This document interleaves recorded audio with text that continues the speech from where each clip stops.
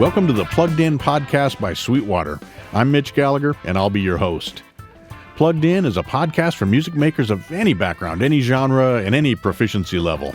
Whether you're a beginner or a pro, if you're a musician, an engineer, or a producer, Plugged In is for you. In this and in upcoming episodes, we'll be taking a look at the hottest new gear, of course. But we'll also be sharing tips and tricks that can help you no matter where you're at in your musical journey. We'll be looking at cutting-edge new technologies, and we'll have interviews with some of the world's biggest artists, engineers, producers, and of course, gear manufacturers. Plus, we'll be answering your questions, we'll be going behind the scenes here at Sweetwater, and so much more, all with the goal of helping you make better music and better sounding productions. For this first installment of Plugged In, we'll be discussing everything from how to get more out of your practice sessions to how to produce immersive audio using Atmos. Throughout this episode, you'll be hearing original music from some of our friends and coworkers here at Sweetwater, including surf band Strange Waters and high-energy rockers Murmurations. But kicking us off, you heard guitarist and composer Mac McDonough, one of our talented team of creative writers here at Sweetwater. You've probably read Mac's words a million times at sweetwater.com or in our Sweet Notes newsletter. We're so glad that you've joined us for episode 1 of the Plugged In podcast by Sweetwater. Sit back, relax, and enjoy the episode. Let's get started.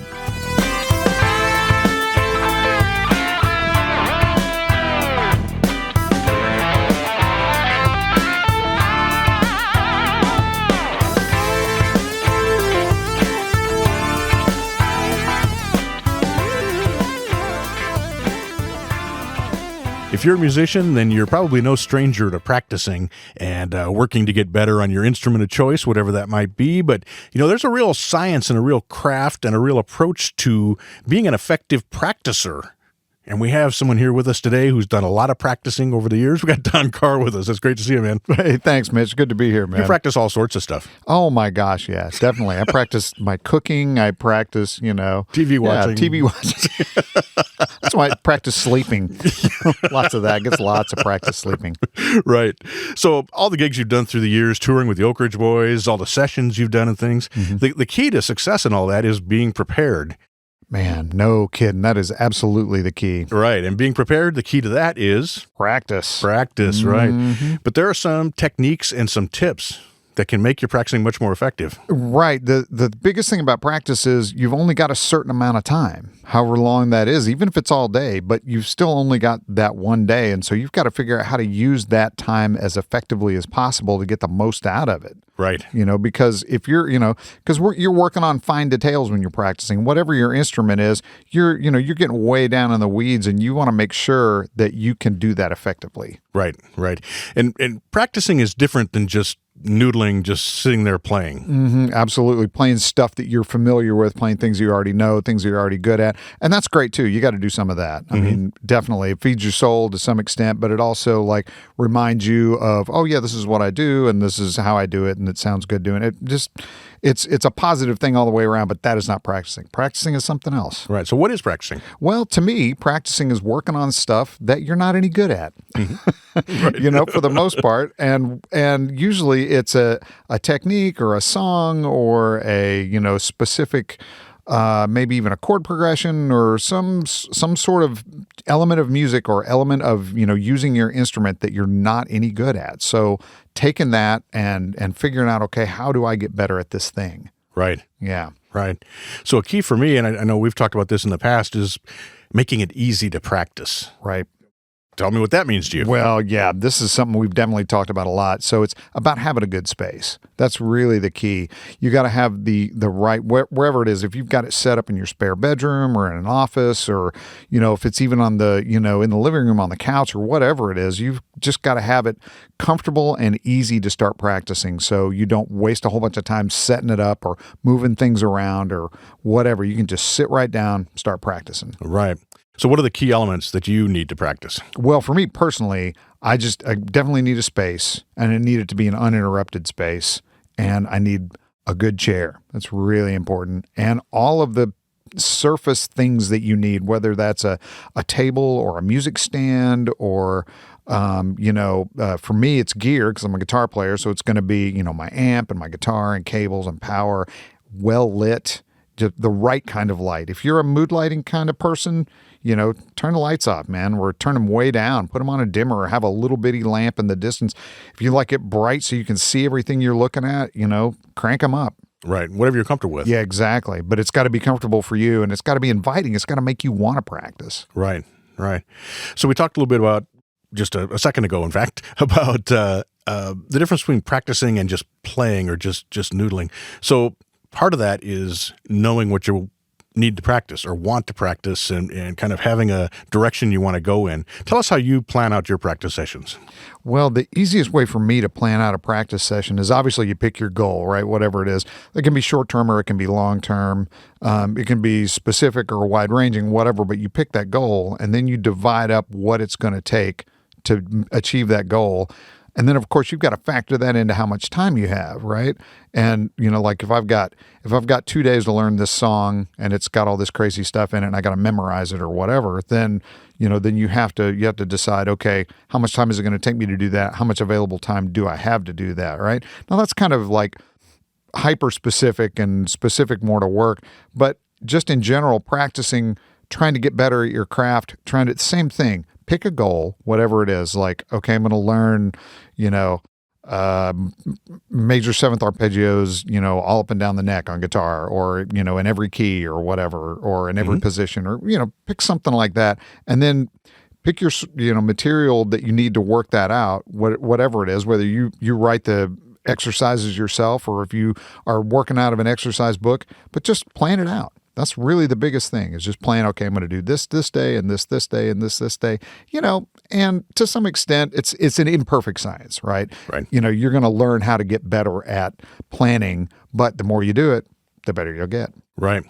So I'm curious, I've heard differing opinions on this particular topic, and that is, how many different things should you work on in a given practice session? Some people suggest you just stay with one thing and work that one thing, and others will say 5 minutes on technique, 5 minutes on ear training, 5 minutes on scales. Where do you fall on that? Yeah, well, that's one of those funny things, because some stuff takes a long time to work on, right, at any given time, and some stuff takes priority, and so you have to work on that, but you don't want to just move forward in one little slice of what you're doing. You want to move the whole picture forward, right? So this time it gets a little, ear training gets more work, or this time technique gets more work, or this time, transcription gets more work. And so it's flexible. Mm-hmm. It's definitely flexible. You got to have a wide ranging approach as you think you need to achieve the goals you want to achieve, right?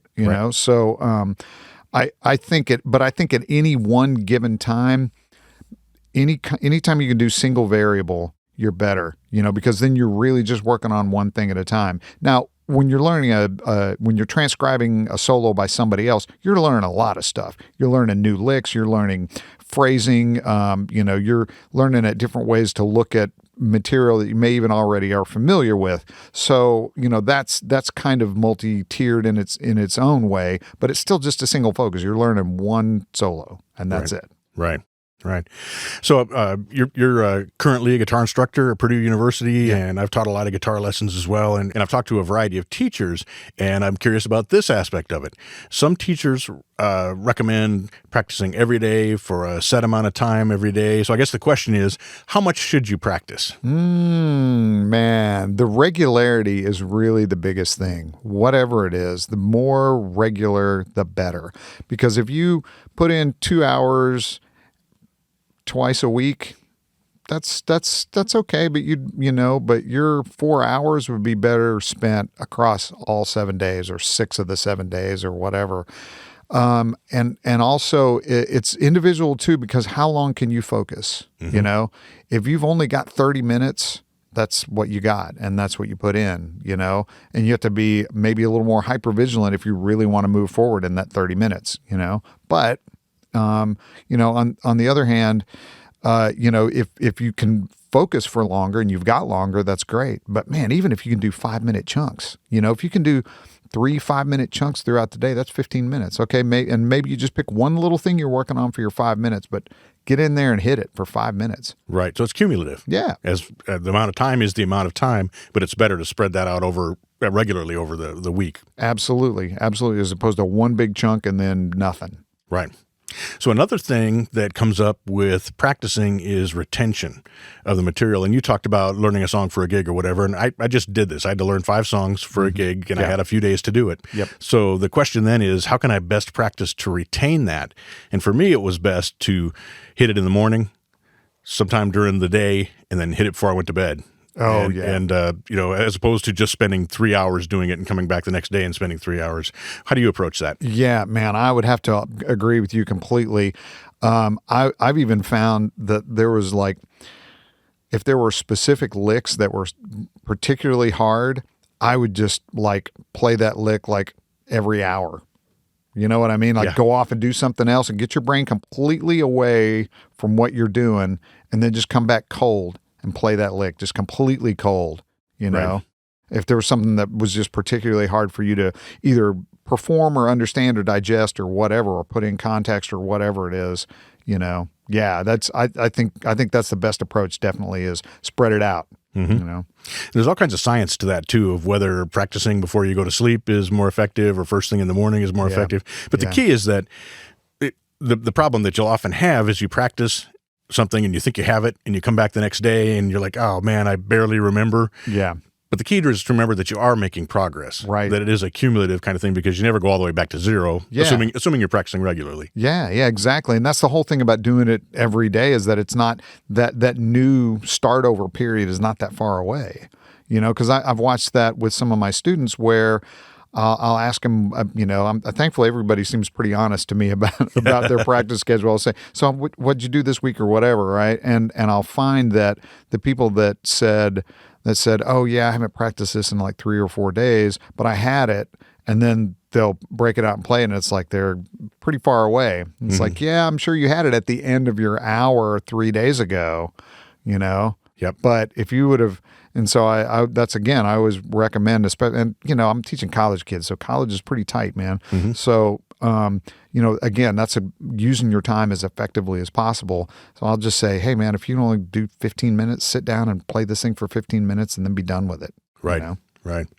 So the final tip that I would throw out there is to have some way to track your progress, whether that's a practice notebook or something like that. Yeah, that's definitely a thing. And that goes back to the whole planning, right? Because you have a plan, what do you want to achieve? And then you can keep notes and go, yeah, I achieved this, I achieved that.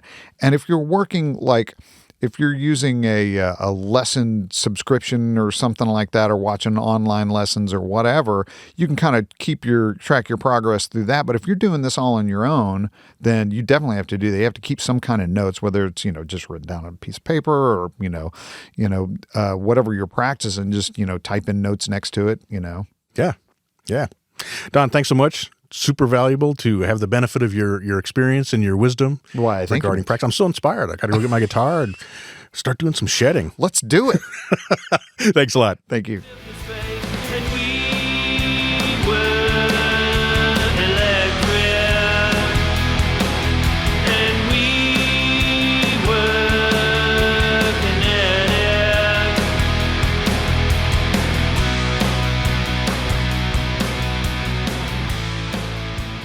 That was the song Electric by the Murmurations, featuring Sweetwater proofreader Tyler Damerall on lead guitar and backing vocals, Jamie Drake on lead vocals and rhythm guitar, Chris Rotzabout on bass, and Sean Woolridge on drums and backing vocals. Now let's shift our attention to the bottom end of the mix, if you will, the bottom end of the performance. We've got Dave Martin here. Dave is a producer and engineer and session bassist here in Sweetwater Studios. Dave, it's great to have you join us. Happy to be here. You've been playing bass for a while. Long time. Yeah. So one of the things I'm curious about or interested in is, of course, you can go to YouTube and there are endless videos on scales and hammering on bass and tapping and playing chords and virtuosic kinds of things, and all great stuff. But one of the things I rarely see talked about is how bass players interact with drummers and how you establish a groove based on the drummer that you're playing with. Do you want to talk a little bit about that? Sure. Yeah, it's one of those things that comes up all the time in the studio, right? It does. It's not something that is necessarily what folks want to show. It's like, see how good I am at this, because what you're doing is playing simply.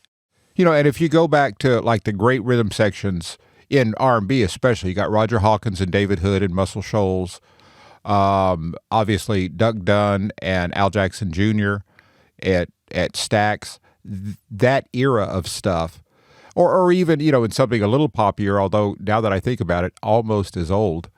Listen to what Dave Hungate did with Jeff Beccaro. Mm-hmm. Dave is a marvelous, marvelous bass player, also a great trombonist and a wonderful rhythm guitarist. How about that? Yeah. But what he did in Toto, other than that one little slapping thing in Rosanna, he's just playing parts. And that in the studio is really the most important thing a bass player can do, is work with the drummer to develop what the parts to the song are. And this is, I hear it in R&B stuff, obviously in country music, which is where the Nashville recording studios was where I spent 30 years working. Right. And so the idea in the early days especially, it would be like, okay, the drummer and the bass player are playing, there's a part for the verse. And we play that part, whether it's half notes on the kick drum, and that's where I live. I live with the kick drum. Okay. So if a verse is down, it may be half notes. It may be a dotted figure where it's like 1 and 3. So, and if you listen to a bunch of mid-tempo records, you'll hear the bass going, doo, doo, doo, doo, doo, doo. So 1 and 3. Right. Or it may go 3 and do, do, do, do. And the idea is, if the bass player and drummer are playing that pattern there, it locks everything in. And so what I was taught by older guys than I was when I moved to Nashville, and especially cranky old drummers, here's the verse part. Here's the chorus part. Mm-hmm. And then if we're coming down not so far for verse 2, we may make that a little busier. But essentially, by the second time we would run a song in the Nashville studios, the kick drum and the bass part, whether we talk about it or whether we just play it, we're playing the same thing. And by doing those patterns, it's a way to differentiate between a verse and a chorus or a bridge without having to bring in other instruments or do anything that is, like more obviously, hey, this is a bridge. That's why the keyboard part came in and made this noise. Mm-hmm. For us, we're building it like right at the very root of the song. And to me, it's underappreciated, and a bunch of folks who have not, had to get down on a granular level to listen to what rhythm section stuff sounds like, don't realize that it's going on. Right. And you might go, yeah, my record doesn't sound like this George Jones song or this Alan Jackson song. And that may well be a lot of the reason why. Right. And that's any style of music, really. Oh, absolutely. I mean, unless you're just doing free improv or that kind of thing is a little different. But no, and well, I can tell you that the Stax rhythm section, which was essentially Booker T and the MGs, mm-hmm. so was Al Jackson Jr. and Duck Dunn. Listen to that stuff and you'll hear exactly the same thing. Listen to a song like Midnight Hour or Knock on Wood. There would be, in those songs like that, Duck was coming up with a part that was melodic as well as being rhythmic. Right. So he's playing his part to do, do, do, do, do, do, do. And Al was playing something that went specifically with that part. And just as important, the drums would only have been playing what goes with that part. Mm-hmm. Not just kind of playing along with whatever feels good. Right. And so rhythmically, having the bass and the drums together, to me is paramount because I'm a bass player. Sure. And anytime it doesn't happen, you kind of feel like, what is not sitting right? Mm-hmm. And in the sessions that I was doing for 30 years, whether they were rock sessions or gospel sessions or contemporary Christian music or even the rock stuff and the metal things, that kind of workflow was always a part of all the guys that worked there. Mm-hmm. And so I've talked about bass and drums because that's what matters.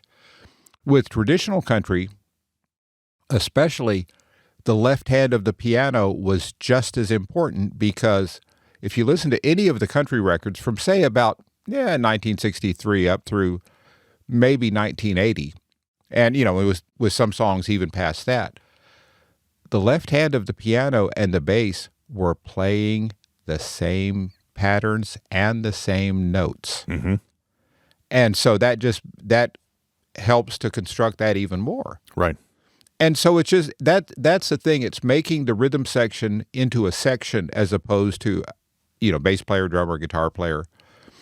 When you can make that happen like that, then all of a sudden you have something that is a basis to build the rest of the song from. Right. So I love that. Right. So what do you do when you get into a situation where the drummer's not locking in with you on that? Depending on the situation and the drummer, sometimes I can go, hey, why don't we do this in the verse and do this in the chorus? And which will bring it kind of in that direction. Mm-hmm. And admittedly, when you've got a drummer who's just playing, my default for that is to start hammering quarter notes or eighth notes. Right. Because that way, whatever it is he does, I'm playing something that fits with his part. Right. And if you're doing, like an up-tempo R&B thing, if you start going, buckle, buckle, buckle, buckle, buckle, buckle, buckle, like the Rocco thing from Tower of Power. Right.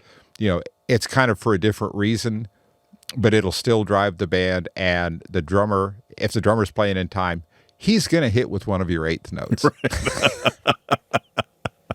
That's awesome.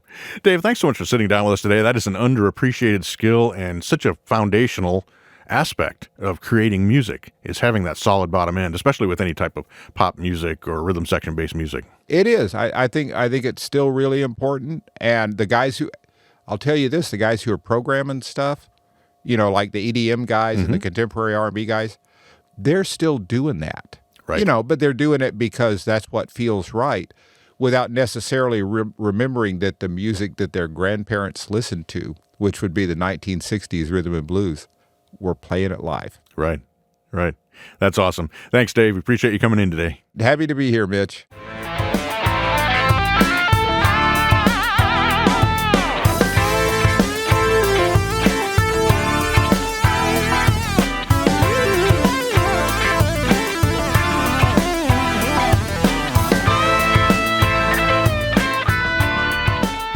As we all know, rhythm is what drives a song. The drums, the percussion, everything that's happened rhythmically is really the engine that drives the music. And there are a lot of ways you can relate that engine to the metronome or the pulse or the click that you're dealing with when you're creating the song and deciding on the tempo and the feel. And that feel is a big part of the groove. And the Groove Master is here to talk with us today. Groove Master. Nick DiVirgilio. Great to have you here, man. How you doing, Mitch? Big train, all kinds of session work, videos here at Sweetwater, your own music. I mean, man, you've done everything. I'm trying, just giving the gifts, trying to use the gifts I've been given to the best of my ability. That's awesome. That's awesome. And you also do so much session work that I know that being able to play ahead of the beat, on top of the beat, on the beat, behind the beat, those are all important terms for you as you're creating music in the studio. Let's start out by having you define for us what those terms mean. Behind the beat is what it sounds like. You're playing a little bit late, a little bit after the pulse. Now, not late where it's too late. This is a musical late, which is kind of hard to define, but when you hear it, you'll know it. And then early, playing before the beat, on top of the beat, is you're playing a little before the pulse. Typically, in my mind, just all the years I've been listening to music, R&B, soul music, old school soul music, hip-hop, this day and age, this kind of stuff, that's typical music for playing behind the beat.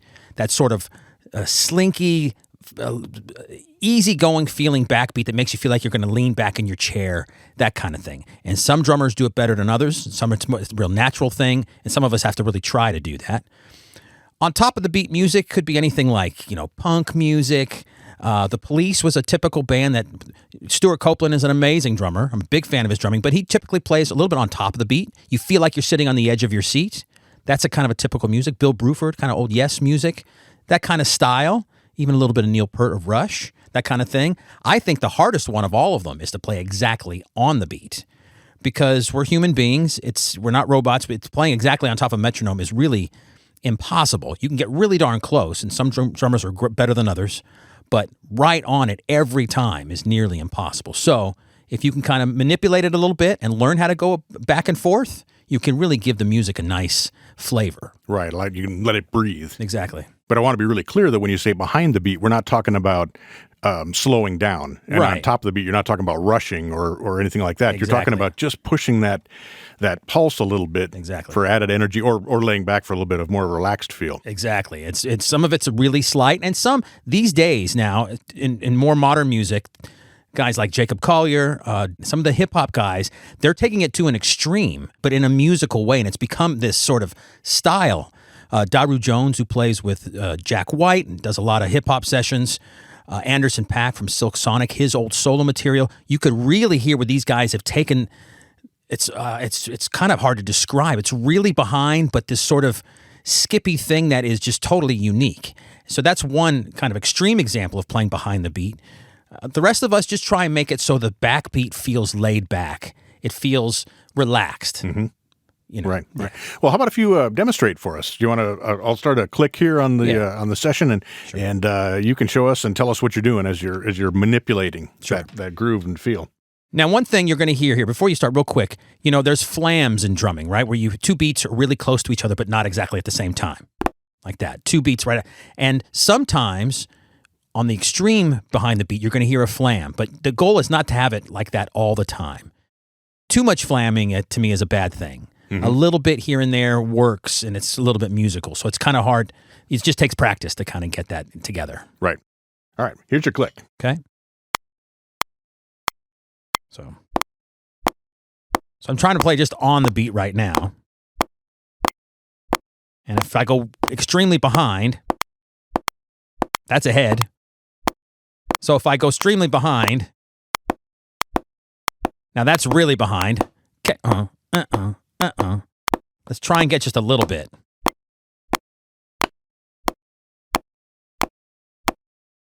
Can you hear a little bit of the flam? The click track is a little bit more high-endy, a little bit more sharp in the sound, and the stick is hitting this practice pad, which is a little bit darker of a sound.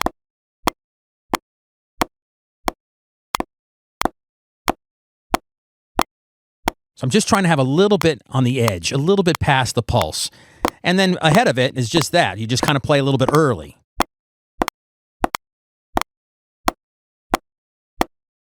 And then sometimes you're going to be right on. So it's just one of those things where it's, again, being a human, playing exactly on the click, you're going to go back and forth a little bit naturally. And it doesn't matter what instrument you play. It can be a drums or guitar or anything. It's just getting the consistency is what you just got to work on. Right. It's just tough. Is it something where you might play behind the beat on a verse and ahead of the beat on the chorus, or does it stay consistent through a song? I think it stays more consistent through a song, but it depends on the producer and who you're working for and what they're kind of looking for. Mm-hmm. Sometimes there's been situations, I'm sure you've dealt with it in songs where the verse may be one tempo and they get to the chorus and they may bump it up just maybe 2 BPM or something just to give it a little more energy. So sometimes that feels like you're playing a little bit on top and then you bring it back for the verse again.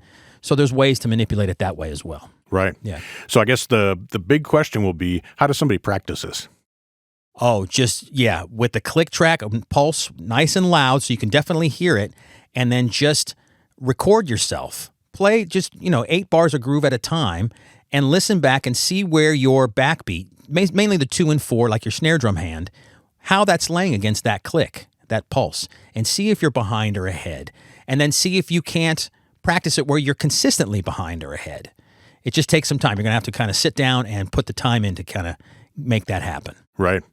I would think that a tool that could help with that is if you record yourself into a DAW, you can look at where the metronome's falling, and then you can look at where, say, your snare is hitting, and you could visually see. Exactly. If you have the ability to look at a grid and you put the grid on quarter notes, and you could see where you hit, every time you hit the snare or the kick drum, you'll see the transient there, and you can see where it's lining up against that grid. Right. Awesome. Man, it's all about getting a great groove, and where you're playing in relation to the pulse is so important. Exactly. Right on. Thanks, Nick. Appreciate you coming in today. Pleasure.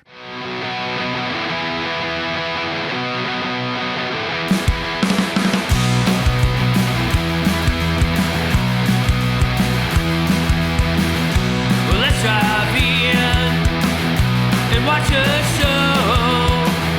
We'll park the car and take it slow. We are joined by Sean Deely, the chief producer engineer from Sweetwater Studios, and a man who's got a long history recording all kinds of bands and doing live sound and all kinds of stuff with audio. Thanks for joining us today. Happy to be here. Yeah, so we brought you in because with all your experience, we're going to pick your brain a little bit. I had a friend come up to me the other day, and they said they had been recording a female vocalist in their studio. And this particular vocalist had a tremendous dynamic range. It went from barely a whisper to super loud. And they were having difficulty setting their mic preamp, getting the microphone set, getting all of it set so they could get a consistent sound and not overload on one end and have too much noise on the other. And I think that's something that many of us have run into in the studio. Yeah, that'll happen quite often. Recording vocals effectively, I think, is one of the trickiest things to do. So hopefully I can enlighten you on some tricks that I usually go to when I'm in the studio. Yeah, well, let's talk about that. So let's say you're tracking and you have a vocalist come in, and they do have an extremely, extremely wide dynamic range. How do you deal with that? Well, usually try and pick a microphone that suits their voice, so I'm not fighting a lot of frequency-dependent stuff. So if I got a bright vocalist or someone with a lot of sibilance, I try and avoid having a microphone that has too much top end, and so try to tailor my mic choice to the singer. Once I have that choice done, I plug it into a microphone preamp that I'm usually hopefully familiar with and gives some character to the sound that is pleasing. So we rely heavily on our Rupert Neve 5052 mic preamps in the studio at Sweetwater here, and those have been really great for tracking vocals through. So normally what I try and do is get the vocalist to give me a passage of the song that's going to be the loudest and the quietest part, so I can get an idea of the dynamic range. So I set my preamp in a way that it doesn't clip when I have the loudest part, and then obviously I'm still getting signal when it's quieter, but I'm gonna set my gain staging for the loudest sections so that I can take a pass of the vocal without having hopefully any distortion on the preamp side of things. That being said, sometimes if we're not tracking a vocal all the way start to finish, I will possibly change the gain for different sections. So say if the chorus is the loudest part of the song, we might go through that at a certain setting, and then I might add some gain if we're singing a quieter part or vice versa. So just making some adjustments for the different sections of the song so I can bring that up so that later on when I'm mixing, I have less work to do. But that being said, I continue to process the vocal while I'm recording. I like to use a few compressors if I get a chance to. So normally I'll plug my vocal chain of choice is an 1176 by Universal Audio and a LA2A by Universal Audio, which are fairly standard in the industry as far as vocal compression. So I plug them in series. I use the 1176 with a fast attack and fast release time to get some of the transients of the vocal. And then I use the LA2A to limit or level some of the held notes in the vocal passages. So both of the compressors are doing a little bit of work, not a lot of work. And so between setting the gain appropriately and using those compressors in a series fashion like that, I get a fairly well-controlled vocal before I even get into the DAW that I'm using. So that helps me a lot on the front end of recording. So sometimes I'll have to make adjustments as we're going. If things get too loud, I might pull the threshold down or turn the input down a little bit on the compressors. But for the most part, that helps me get a really controlled recorded vocal sound from the start. So, All right. Right. One tool I've found that can be useful is I have a Rupert Neve Design Shelford channel in my studio, and that has two outputs, and one of them is 6 dB lower than the other. And so that kind of gives you a safety where if you set the gain too high and the normal output gets too hot, you've still got that lower level output that you can run as a backup. You recorded two separate tracks. Yeah, and I feel like there's definitely, we're in a time right now where converters don't quite sound as bad as they once did if you do hit the red lights on them. So, I've had performances that have clipped going into Pro Tools before, but the performance was there and it wasn't audible the way I think converters have definitely come a long way in the past 15, 20 years. So don't be too scared. If you have a great performance, you can usually salvage it even if you have overloaded the signal a little bit. But obviously if there's audible distortion, I try and avoid that at most in most situations, unless that's the sound we're going for. So Right. So what about on the back end? I know you guys get a lot of tracks here to mix in Sweetwater Studios as well that are recorded elsewhere, maybe in home studios, project studios, even commercial studios. What do you do when you get a voice or another track for that matter that just has way too wide of a dynamic swing? When you compress that too much, it's going to sound really compressed. And if you're trying for a natural sound, but what do you do to level out the levels? Well, yeah. So, when I get a session into mix, I usually take a peek. Visual exam of the waveform usually gives me an idea of how dynamic performance is. So if all the waveforms are about the same level, I know I'll be in good shape to sort of do some regular processing. But if I see little small passages and big passages, then I'll sort of dive in to do some pre-work on the audio files before I start mixing. So there's a couple ways I go about it. I use Pro Tools and I use clip gain a lot to raise and lower passages or write in some gain automation on the audio file. And then there's another tool that I use that I think is sort of a bit of a cheat, but I quite enjoy it, is I use Melodyne for tuning when I need to, but I also use Melodyne to level out a vocal. So there is a feature in Melodyne, once you import a track, I use Melodyne, the plugin version of that, and I import the audio into there. And there's a section that allows you to make the quiet notes louder and the louder notes quieter. And so I usually set those both at about 70% when I have all of the audio highlighted in Melodyne. And that usually kind of gives me a little bit of help getting more of a balanced sound dynamically from the vocal performance. So that's kind of my cheat to kind of get that stuff leveled out without having to do every single word by hand. So that really helps me a lot. And then when I get back into the mix and my vocal chain, I will kind of dive into a couple different compressors. I'm still quite partial to the 1176 LA2A type thing. So a FET sort of limiter compressor into an opto style compressor. So I'll do the similar thing with the 1176 and LA2A while mixing. If I need to get more level out of the vocal, I might use something really transparent like a Fab Filter Pro C to kind of get some compression and bring the gain up on that, and try not to hear the artifacts of compression. I think that's something that happens far too often, is you hear like a very compressed vocal and it sort of takes out some of the life. So I try to get things balanced and I try to get things as loud as I can in a tasteful way without squishing the vocal and the performance. So Right. That pre-work on the actual audio files, I used to call that manual compression. Right, Where you yeah. kind of go in and you're not writing automation to the fader. You're actually going to the audio file and using which is gain. before the channel strip. So it's all the stuff that feeds all the plugins, and your plugins will function a little bit more efficiently if you have the same level of all the tracks going into them. So that work kind of makes the vocal chain that I choose to use a little bit more efficient as well. So Right. Awesome. Man, that's a ton of great tips on how to deal with overly dynamic tracks, if you will. We all wish we had unlimited dynamic range, but we aren't quite there yet. yeah, no, we got to keep control of it somehow. So That'll do it. Thanks, John. We really appreciate you stopping by today. thanks so much.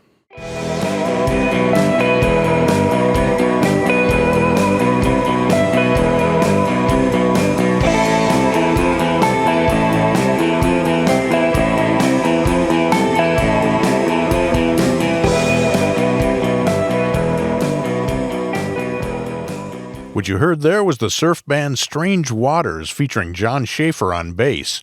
John is our managing editor for our creative writing team in the marketing department. Plus, we had sales engineer Chris Lewis on drums, with Mark Brody on lead guitar, and a rhythm guitarist known simply as The Stranger. Now, for this next segment, we want to talk about something that's a very hot topic lately in recording studios, music production, as well as in video, of course, and that's Atmos. Atmos is a new format of surround sound that we've been seeing over the last few years become very popular, and we've got an expert here. This is Mike Peacock. He is a senior sales engineer here at Sweetwater, and he's been building Atmos studios for his clients and doing some Atmos work himself as well. Mike, great to have you here. Yeah, glad to be here. Thanks for having me. Absolutely. Appreciate you taking the time and sharing your expertise with us as well. Yeah, no problem. So tell us a little bit about what Atmos is. I mean, I think we're all familiar with stereo, obviously, and 5.1, probably most people know what that is. But what does Atmos mean beyond that? Well, for Atmos, we're basically, if you think of surround sound as being horizontal and linear, we think of Atmos as three-dimensional. So now instead of around you, your sides, your front, your rears, now we're adding height channels through the ceiling. So the best sound is coming over the head. We're treating audio as objects, object-based audio that we can move around in a three-dimensional space to wherever we want to have those things be. So we can actually move sound around. And, it's been around since 2012 when we think of Disney and Pixar film Brave was one of the first Atmos releases in video. And then over the last couple years, Dolby has made a move to Atmos for music. So we can now be mixing music in Dolby Atmos now. So it's getting a lot of legs. Right, and we're seeing some of the major mix engineers. Bob Clearmount was here recently, and he was playing some of his mixes and things. And we built a studio here at Sweetwater, Studio B, that's Atmos compatible. But I'm curious, is this something that someone at home or with a project studio should even be thinking about? Is it something you can even do?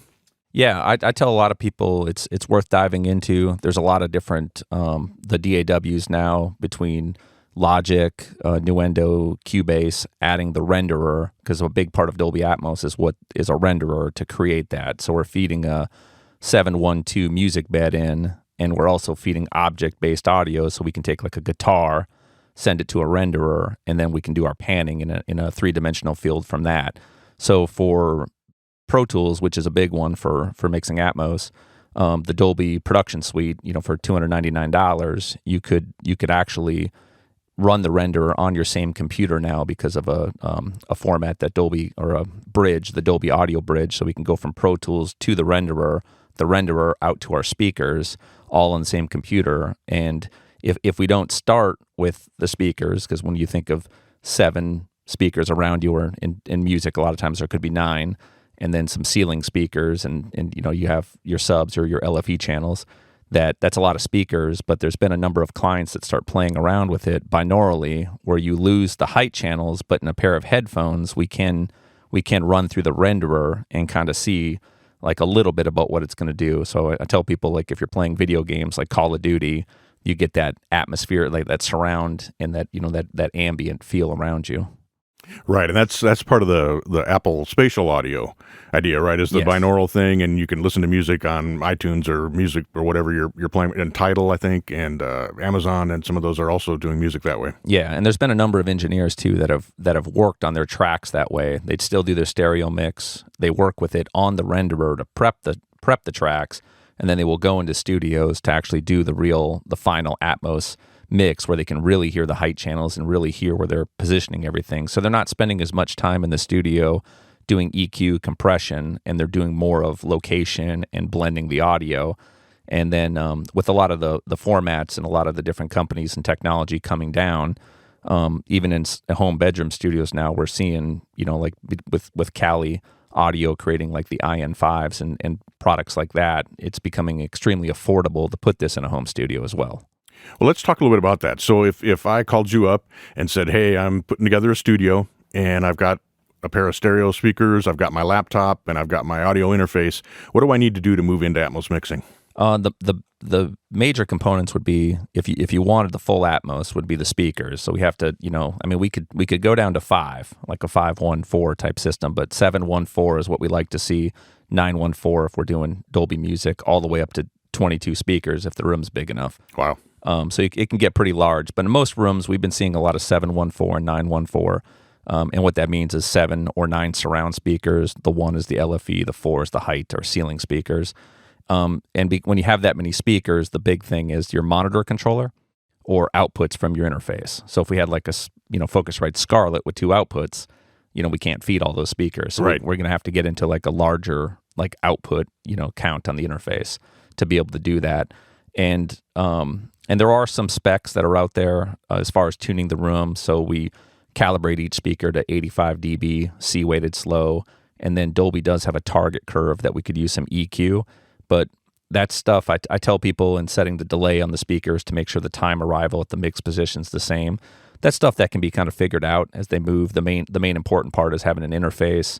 If we have some DSP, that's great that we can use it in there. There's a Dolby mastering suite that gives us some of that capability that we can do right from the renderer, and to get people started. And then just making sure the interface has what we call ganged outputs, or if I turn the volume up, and down, all the speakers move up and down together, so we can actually mix that way. Right. So can you recommend a few interfaces that have those ganged outputs? Symphony just did an update that has ganged outputs. If it's Pro Tools, if it's more in the HDX environment, the Avid Matrix Studio has been it's been a huge, extremely good interface for me, because that does give you delay, the DSP, the monitor control, and it's a great sounding interface that's on that. And I'm expecting that we're going to be seeing ganged outputs from, like, RME does it. Mm-hmm. I'm expecting Universal Audio will be having it, or definitely any day now. So it's becoming an easy update for a lot of the companies to do. Right. So if I understand correctly, then we need to have a DAW that will support the renderer that we need to work with, is the kind of the key software. And then you need to have an interface with enough outputs to feed your speakers. Yep. And volume control over those outputs. Correct. And then you need to have the speakers, and that would be 1 or 2 subs. Yep. And then your kind of surround speakers that go around you, and then however many overhead or height speakers. Now that of course is kind of a challenge for a lot of people, because you're in a bedroom or basement or whatever, maybe you don't have access to run cables and things. Are there solutions for that? We've seen some people put some trussing up. We've seen people on the smaller rooms, because when you think of a bedroom studio, sometimes your width on your walls are 10, 12 feet wide. We've seen people come off the wall, or hang with a ceiling mount. Mm-hmm. Sometimes they'll put them in the ceilings and or run passives for the ceiling speakers. But we've seen people come in from the sides too, a little bit further out. I mean, they have a spec from Dolby, but there is a little bit of that. We have to massage around that to fit the particular environment for the client. So each room's a little bit different. So we like to actually talk to them on the clients and see what they have, what gear they have, so we can supplement the list, not completely wipe out what they own and try to start from scratch. So we can try to figure out.